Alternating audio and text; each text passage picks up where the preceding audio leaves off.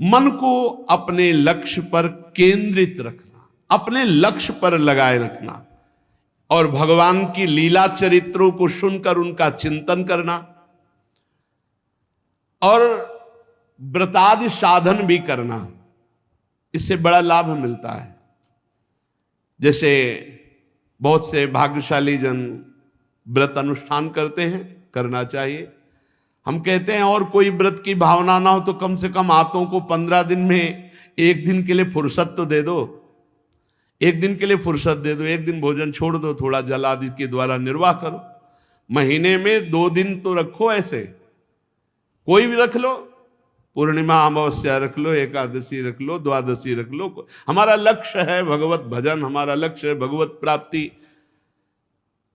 जो ये व्रत है इनसे हमें जीवनी शक्ति बढ़ती है, ऐसा ना समझे कि इनसे कमजोरी आती है। आप देख लीजिए 15 दिन में एक दिन भोजन छोड़ दीजिए, कोई दिन ऐसे स्वाभाविक छोड़ दीजिए।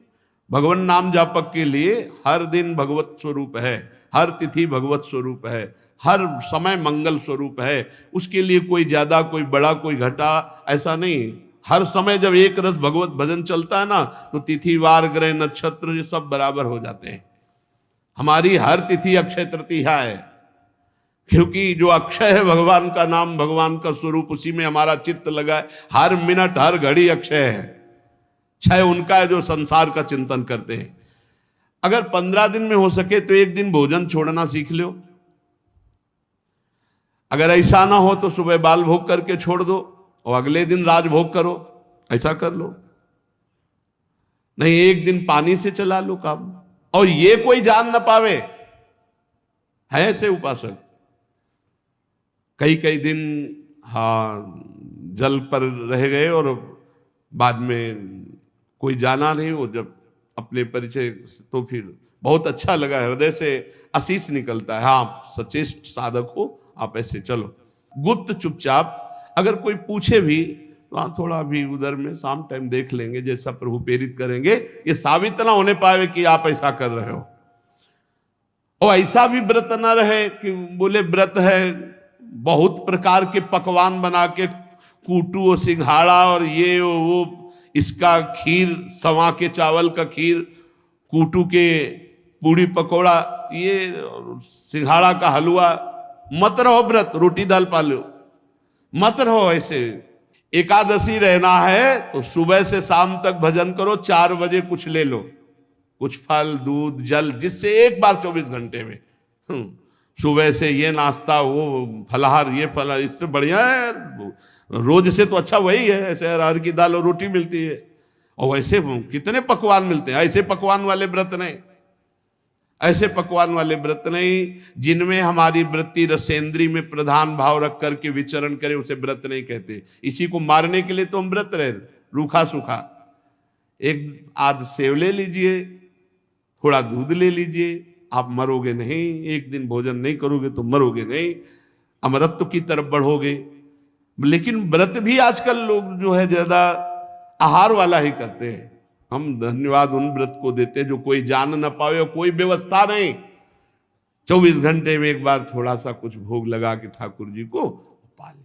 बोले हमारे ठाकुर जी भूखे ना रहे। ठाकुर चलो बड़ी श्रद्धा है, बनाओ पकवान, भोग लगाओ, इसके बाद बांट दो।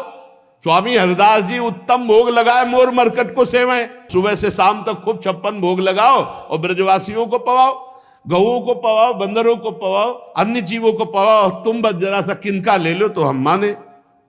गेट खुलेगा नहीं, अंदर ही बर्बाद नहीं होना है, शाम के भी दबा के पाना है, और व्रत भी हम है। ऐसे व्रत के लिए भगवान कपिल देव जी नहीं कह रहे।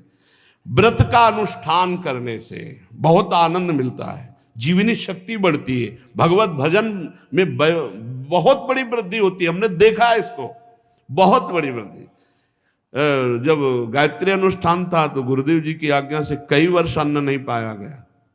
फलाहार में, वो गांव के फलाहार में क्या होता, उबली हुई आलू या गुड़, या बहुत बहुत कृपा हो गई तो दूध सेव संतरा, तो साल 2 साल में कभी कोई आ जाए गंगा किनारे, बड़ा आनंद, गंगा जल पी के थोड़ा गुड़ आदि थोड़ा। और प्राणायाम जो है ना भूख की पीड़ा होने देता है, ना शरीर को कमजोर होने देता है। ये 2 चीजें हमने पकड़ी। प्राणायाम ना भूख की पीड़ा होने देता है, ना शरीर को कमजोर होने। दिनचर्या वैसे ही तेजोमय दिनचर्या, प्राणवायु का संशोधन, प्राण बहुत बलवान हो जाते, जितना स्थूल प्राण होते उतना कमजोर हो जाते हैं, और जितना सूक्ष्म प्राण होते हैं उनमें तेज होता है, भागवतिक तेज होता है। चित्त को सदैव एकाग्र करके परमात्मा में लगावे, भगवान के चरण कमलों का ध्यान करना चाहिए। स्थिर आसन पर बैठकर प्राणवायु संशोधन करके, इंद्रियों को विषयों से हटाकर, वाणी को मौन, मन को निसंकल्प और परमात्मा चिंतन में। अब देख रहे हैं अपने भगवान के चरणारविंद। पहले तलवे से शुरू करते हैं। भगवान के श्री चरण के तलवे में वज्र, अंकुश, ध्वजा, कमल, ये मंगलमय चिन्ह है। लाल लाल तलवे हैं, अद्भुत लालिमा भगवान के श्री चरणों से। और भगवान के फिर हम श्री अंगुलियों का ध्यान करते हैं। भगवान के नख चंद्र से अद्भुत तेज प्रकट हो रहा है, और वो तेज हमारे हृदय में प्रकाशित हो रहा है। ये हम ध्यान अपने हृदय में कर रहे हैं। भगवान के सांवले चरणारविंद, लाल लाल अरुणिमा लिए हुए तलवे, जौ, वज्र, अंकुश, ध्वज आदि मंगलमय चिन्ह, कैसी सुंदर अंगुलियां, और उनके कैसे सुंदर नख से अद्भुत कांति, तेज प्रकट हो रहा है। शास्त्रों में तो वर्णन, शास्त्र कोटि सूर्य संप्रभा, सहस्त्र सहस्त्र, हजारों हजारों, करोड़ों करोड़ों सूर्यों के समान भगवान की नख कांति का तेज है। भक्तजन जब ऐसा ध्यान करते हैं तो उनके अज्ञान अंधकार का नाश होकर ज्ञान प्रकाशित होता है। भगवान के चरणों का ध्यान।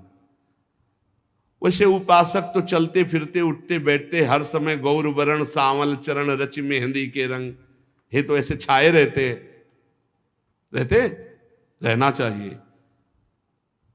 हम लोगों का ध्यान कैसा होना चाहिए? पलकन को जैसे अधिक पुतरिन सो अति प्यार, ऐसे श्री राधा वल्लभ लाल के पल पल चरण संभार, ऐसे श्री लाडली लाल के छिन छिन चरण संभार।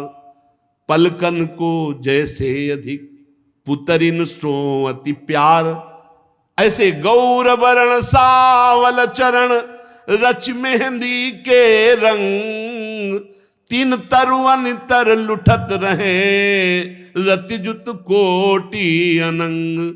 अति सुकुमारी लाडली पिय किशोर सुकुमार, दोनों सुकुमार तत्व प्यारी जो प्यारे जो, कैसे गलबहियां दिए हुए निकस कुंज ठाढ़े भय भुजा परस्परंस, श्री राधा वल्लभ मुख कमल निरख नयन हरिवन। दिखाई नहीं दे रहे आपको? सांवले गौर चरणारविंद आपके हृदय में आज्ञा चक्र में नहीं झलक रहे?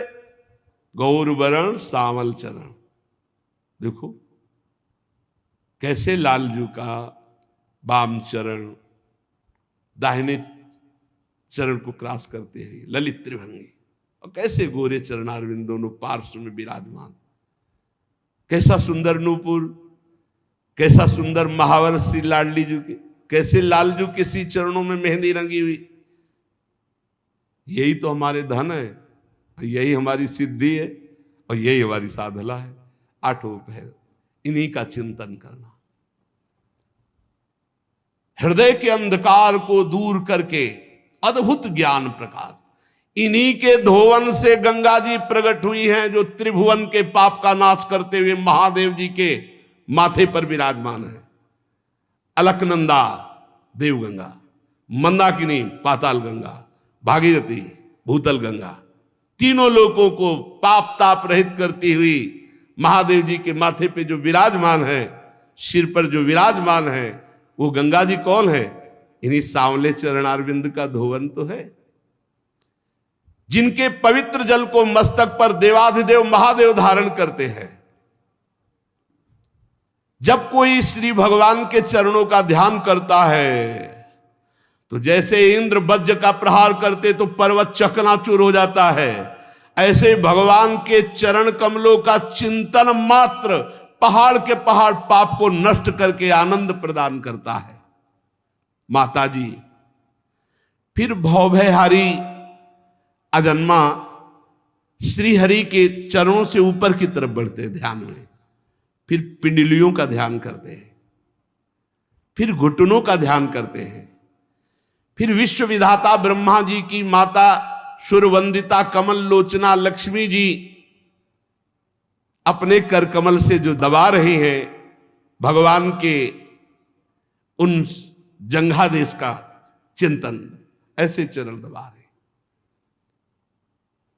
फिर भगवान की अलसी के फूल के समान नीलवर्ण और बल की निधि गरुण जी की पीठ पर शोभायमान दोनों सी चरणों का, चरण से लेकर जंघा तक का ध्यान करते हैं। भगवान के फिर नितंब बिंब का ध्यान करते हैं। फिर जो नितंब में पीतांबर बंधा हुआ है वो घुटनों तक ऐसे फहरा रहा है। फिर उस पीतांबर के ऊपर स्वर्णमयी करधनी की लड़ियां जो सुशोभित हो रही कमर में, हम उसका ध्यान करते हैं। फिर संपूर्ण लोकों के आश्रय स्थान भगवान के उदर देश का, फिर नाभि सरोवर का, इसी नाभि से कमल प्रकट हुआ और इसी से ब्रह्मा जी और ब्रह्मा जी से संपूर्ण सृष्टि प्रकट हुई। फिर ऊपर बढ़ते हैं, भगवान के विशाल वक्षा स्थल का चिंतन करते हैं, जहां कौस्तुभ मणि, सुंदर सुंदर रत्नों के हार और श्री जी का निवास, श्री लांछन चिन्ह, नेत्रों को परमानंद प्रदान करने वाला भगवान का वक्षा स्थल। फिर भगवान के गले का चिंतन करते हैं, जिसमें कौस्तुभ मणि विराजमान है।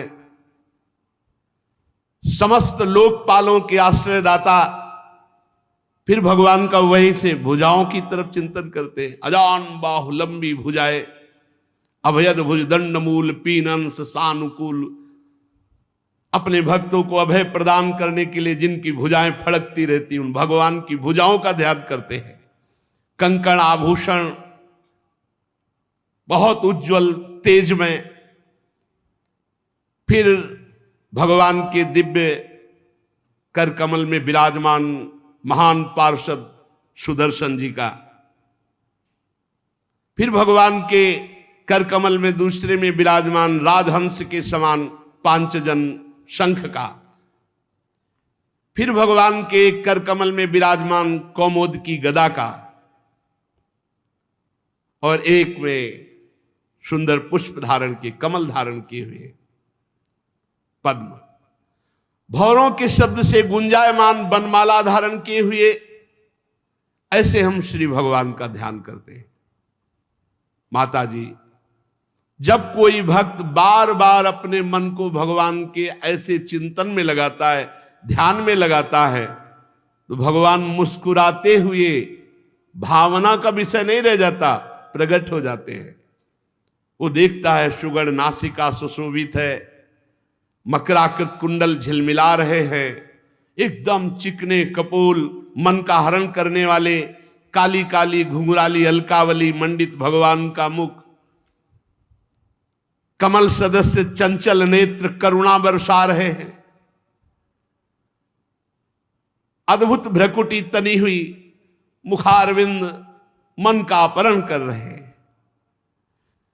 हृदय की गुफा में भगवान प्रकाशित हो गए। चिंतन करते करते पहले हमारी भावना ध्यान, और साक्षात भगवान कृपा से प्रेम भरी मुस्कान से क्षण क्षण उस भक्त को परमानंद प्रदान कर रहे हैं।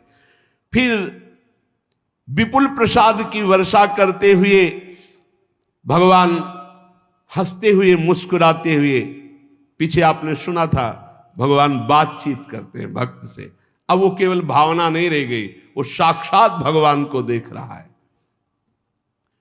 जीव ही ऐसा हो तो अश्रु सागर उमड़ पड़ता है, आनंद अश्रु सागर। अब नेत्रों से अश्रु बह रहे, शरीर में रोमांच है, ध्यान में साक्षात प्रिया प्रीतम विराजमान है। गदगद सुर नैना सजल दंपति रस रहे भीन, इहगति वृंदा विपिन में फिरे प्रेम तनलीन।